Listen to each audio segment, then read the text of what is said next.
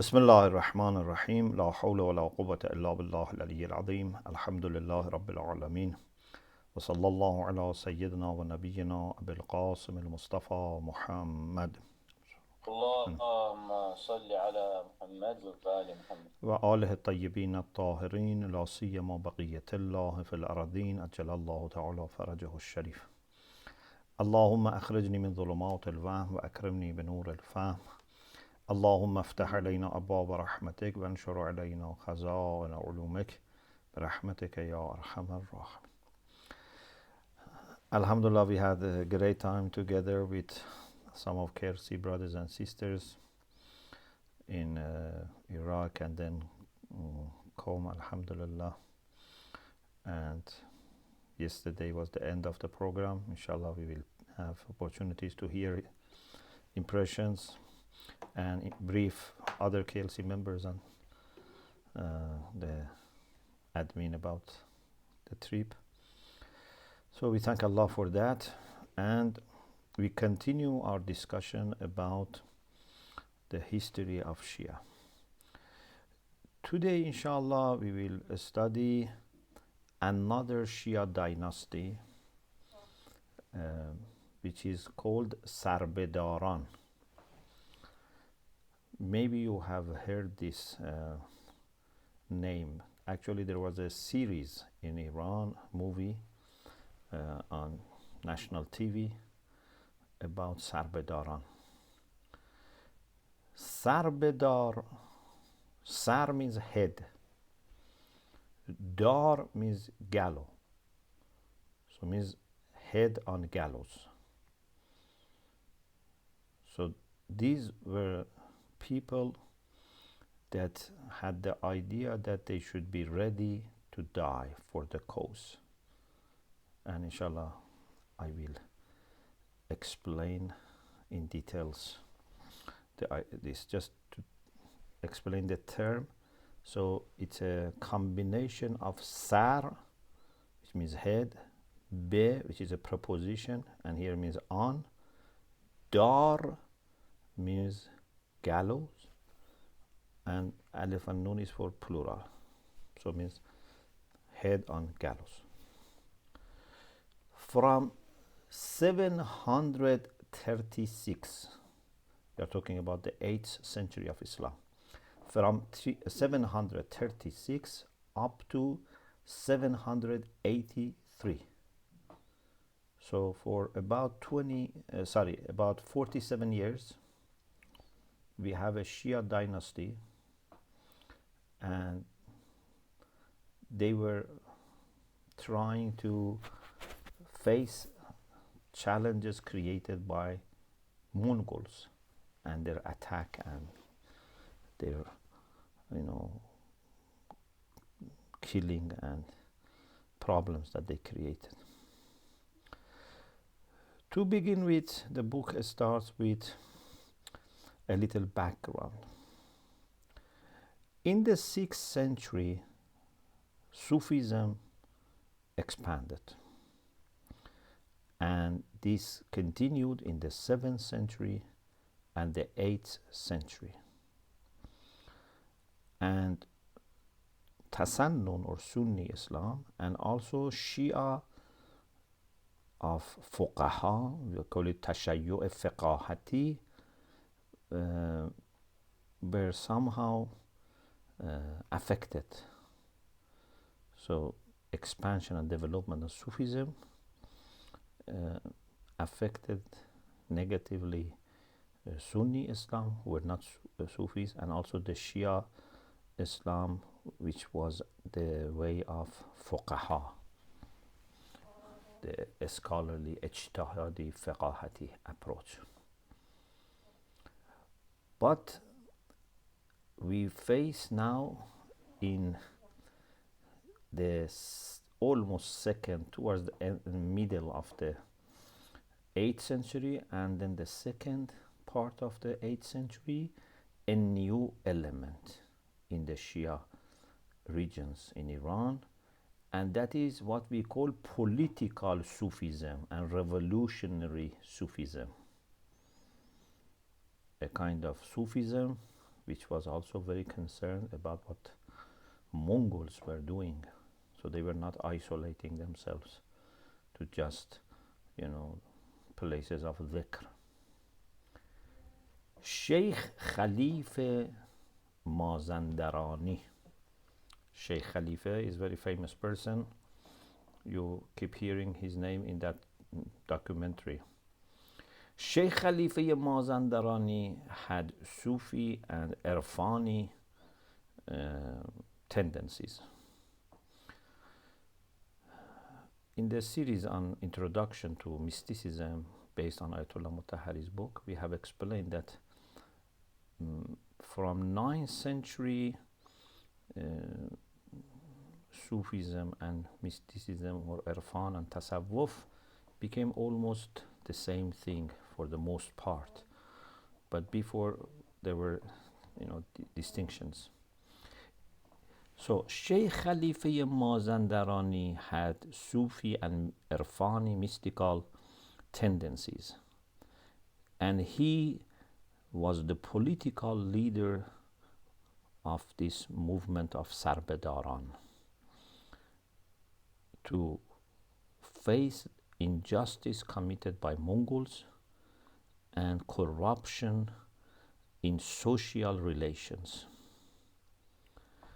When the last Il Khan of Mongols, Abu Sa'id, the last Il Khan of Mongols, died in 736.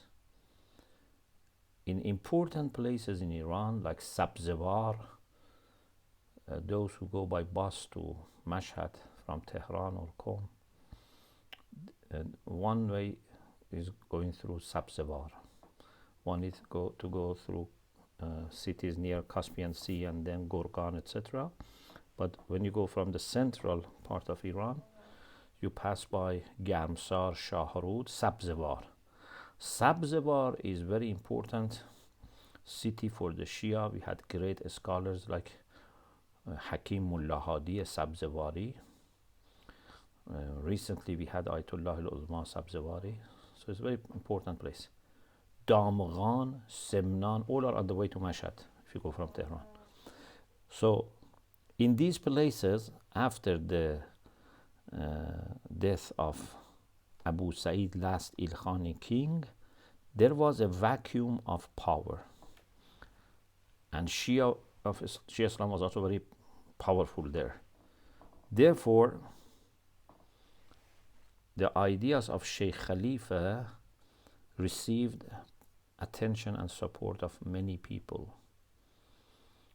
But Mongols were very unhappy with him and his ideas, so there were problems between him and the Mongols. And then, unfortunately, there were also some sectarian problems that some ulama of Khurasan had against Sheikh Khalifa. So opposition of the Mongols and some of ulama who had sectarian or mazhabi difficulties led to killing of Sheikh Khalifa. So in the same year, 736, that last Ilkhani ruler, Abu Sa'id, died. Sheikh Khalifa was executed in Masjid of Sabzevar. But his students continued the path. And then Amir Abdurrazzaq Bashtini took over the leadership after Sheikh. There was a war with 1,000 Mongols who organized army, but he managed to succeed. So next year, 737 after Hijrah, he became the governor. He took power.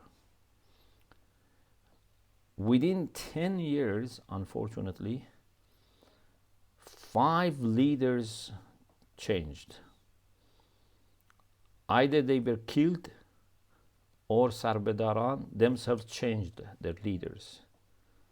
Finally, Khaj Shamsuddin Ali managed to establish and make powerful the governance of Sarbrdaraan by implementing Sharia rulings and some economical, political reforms, and therefore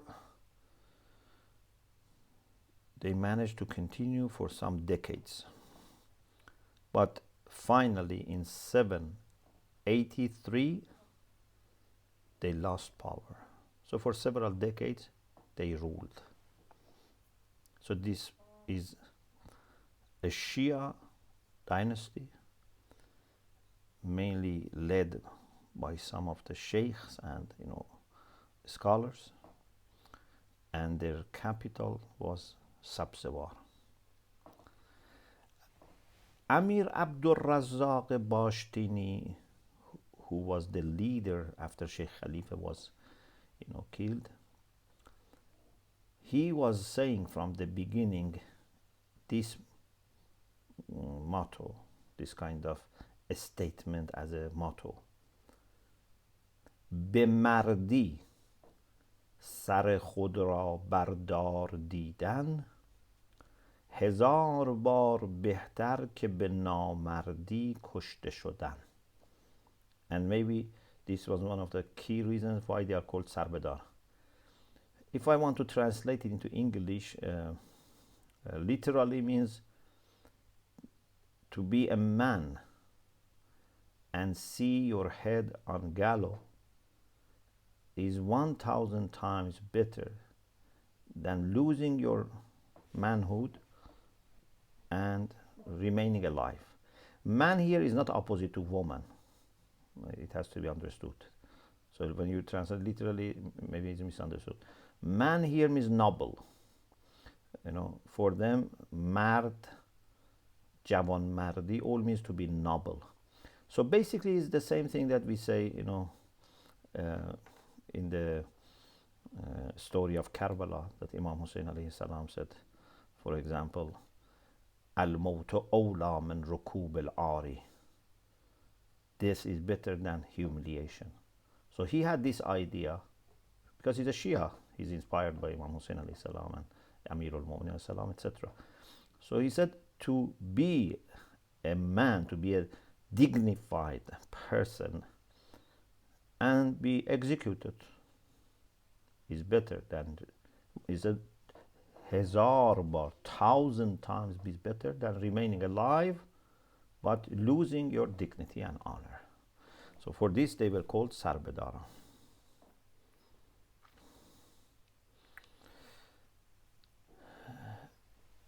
The next heading is their role in development of the Shia Islam. Because their governance was established on religious foundations and they had religious motives.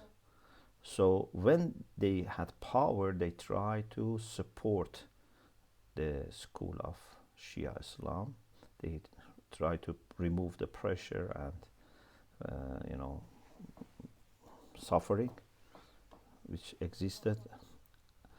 And one of the things that they did was that they tried to do some scholarly work. They tried to make the capital city of Sabzewar, which is was one of the hubs for the Shia. They tried to promote some concepts like Adl Alawi, justice of Ali. This was very common in their conversations. Or opposing injustice, according to Imam Hussein. And the issue of Mahdawiyya. This issue of Mahdawiyya was very commonly discussed by Sarbrdaraan. And active waiting for Imam Mahdi was one of the top things that they were discussing. So in this way, they promoted the school of Ahlul Bayt, but also they were getting energy and inspiring themselves and community and people by referring to justice of Ali, movement of Imam Hussein, and coming of Imam Mahdi. We should, be actively waiting for that, etc. For implementing Islamic Sharia, they refer to Shia scholars and they try to recruit Shia scholars. Their governors try to spend time with ulama, attend their majalis and gathering, and they used to refer people to ulama. And since they didn't have enough scholars in those areas, they also try to communicate to the central hawzas and hubs of Shia learning to send them ulama and invite ulama to Sabzbar. They also encourage ulama to compile and write books and do tabligh. They encourage Shia poets, supported them spiritually and financially, so that the culture of the Shia would be more established.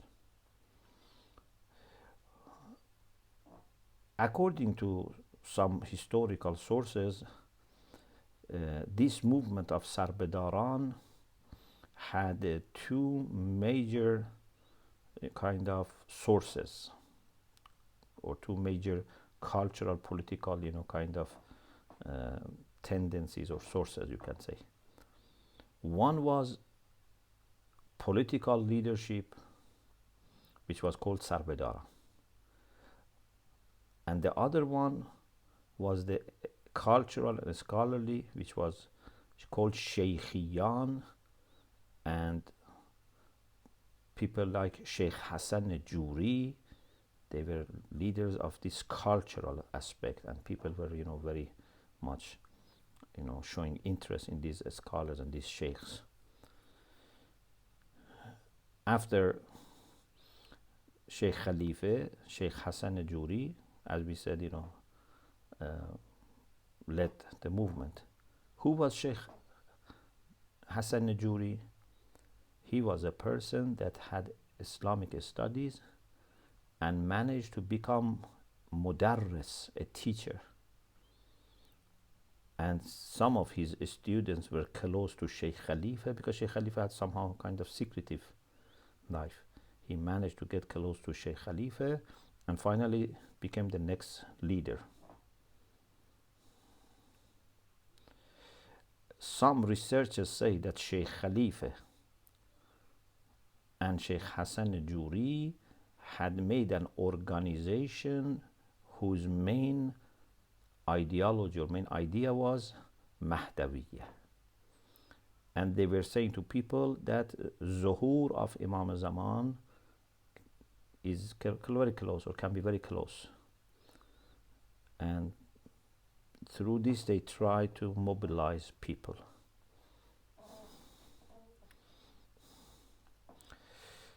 The next heading that we have is about how they developed Islamic culture and civilization. After Mongol attacks and conquest, the situation was very terrible for some time. Darul Ilm centers, madaris, many were destroyed. Morality was attacked. Corruption in the system, bribery, for example, these kind of things were there. Financial problems were there. Hundreds of thousands of people were killed. Agriculture went to decline. Business and trade went to decline. Very heavy taxes were put on people. So there was a need for working hundreds of years to bring some reform. This was why Sarbrdaraan tried that they have to uprise and do something against these Mongols.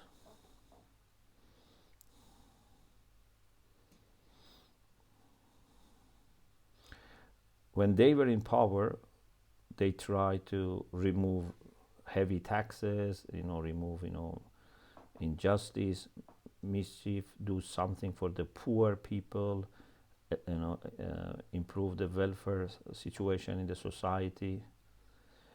Uh, in order to be financially independent, they try to coin their own coins so that they don't use the Mongols' coins. They try to make storage places and bar for storage of the products. They try to restore mosques and gardens and water channels, improve the agriculture. So they try to do lots of things to revive and reform. Also, in addition to the Shia, they try to also make very good relation with other people who had love for Ahlul Bayt alayhimus salam. They tried also to communicate with some of great Shia scholars outside Iran and invite them. One of the best examples or cases is Shahid Awwal. Whoever has studied in the Hawza, they are familiar with Al-Lum'atu Dimashqiyya. Shahid Awwal, the first martyr, Sheikh Shamsuddin Muhammad Makki, wrote a whole book on fiqh. Al-Lum'atu, as tahara, salat, fasting, zakat, hajj, jihad, amr ma'ruf, nahy anil munkar, all different sections of fiqh. And then later Shahid Sani wrote commentary, Al-Rawdatul Bahiyya fi Sharh al-Lum'at al-Dimashqiyya, which is one of the textbooks in the Hawzas for hundreds of years. Both Shahid Awwal and Shahid Thani, the one who wrote the main text and the one who wrote the commentary, were in prison when they wrote this book. Shahid Awwal wrote Al-Lum'atu Dimashqiyya per request of one of the amirs of Sarbrdaraan, Sultan Ali Muayyad Sarbdari. He actually sent this not as a textbook only, for education. Later became textbook, but he sent it to Shia in that area so that they use it for their, fiqh side, for Sharia, to act according to the fatwas of the Sheikh in this for their religious, rulings. It was a kind of manual for the Shia who were trying to have a Shia rule also. They needed something to tell them what to do about their ibadat, their mu'amalat, etc.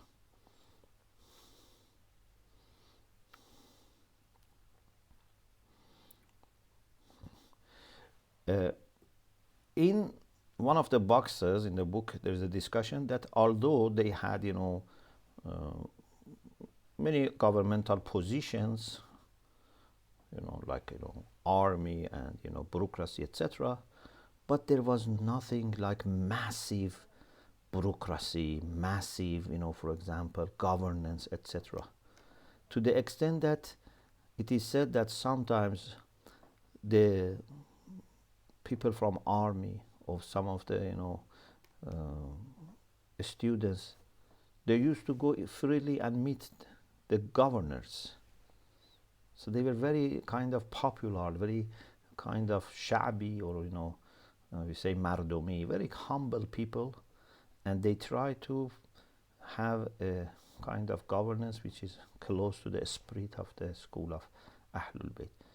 Of course, we are not saying they are ma'soom and they didn't have problem, but it seems reasonable to suggest that they tried to really bring some reform. They were not thirsty for power. They were not interested in fame, etc. They tried to bring some reform and reduce the suffering of people and reduce the pressure on the school of Ahlul Bayt that for centuries, they had lots of difficulties. Okay, in this way, alhamdulillah, we finished this part.